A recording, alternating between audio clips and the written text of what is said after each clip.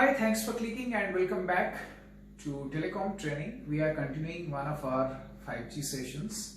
In our last video, we have seen the different protocols used in radio interface between UE and the G Node B and also to the core. In the control plane, what are the different control plane protocols and their function? Today's topic is based on the same protocol architecture, but it is from the user plane perspective. So I believe this video would be helpful for you, for those who are keen to know the 5G protocols, especially the user plane. So we'll be discussing about the user plane protocols. So in user plane, we have just considered two nodes, UE and the G Node B, and the interface is radio. We have a radio interface between the UE or the equipment and the G Node B. And 5 different protocols are used in user plane. One is STAP, which is very new in 5G NR. It was not there in LTE. Earlier it was PDCP. So now the STAP is added. This is a new protocol in 5G NR. STAP stands for Service Data Application Protocol. So this basically handles the QoS flow, quality of service flow, to the core. So it manages the QoS flow to the 5G core or the new generation core.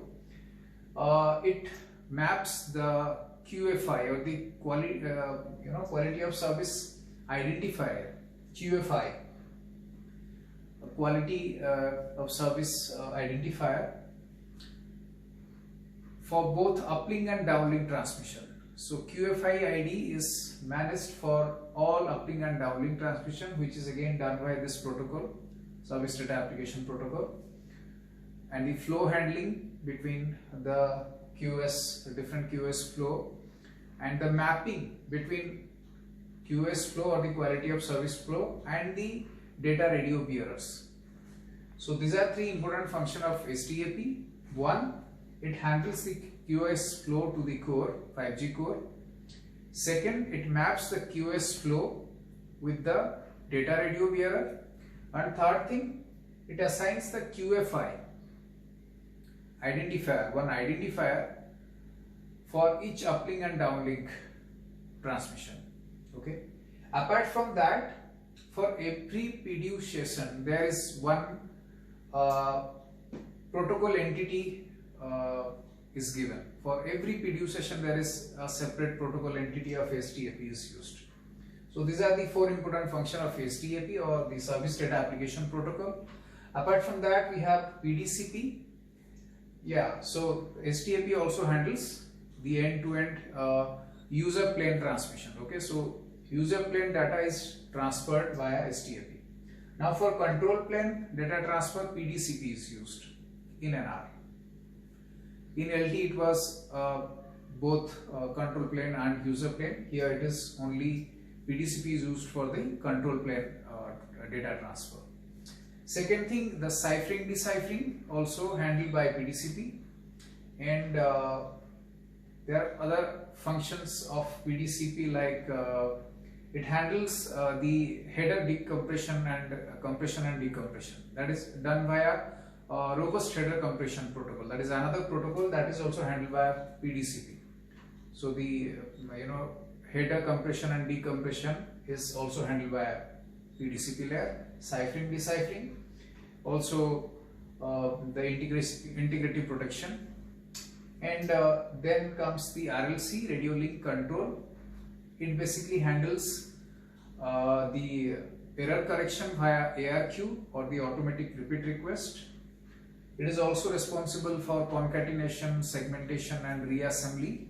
Okay, and it manages the 3 modes of transmission: the acknowledgement mode, the unacknowledgement mode and the transferent mode. So which kind of transmission will have acknowledgement mode, which kind of communication will be having unacknowledgement mode, some transfers are transparent. Okay, so all those things is handled by RLC or the radio link control.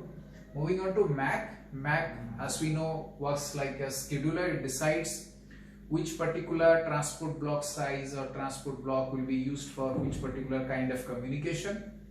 what to transmit to whom and where, like in the radio frame, which particular resource blocks will be used for which particular UEs, whether it is for uplink and downlink. All those things is handled by the MAC scheduler, and it also manages the mapping between the logical and the transport channels via different transport block and transport block size. That is also decided by the MAC layer.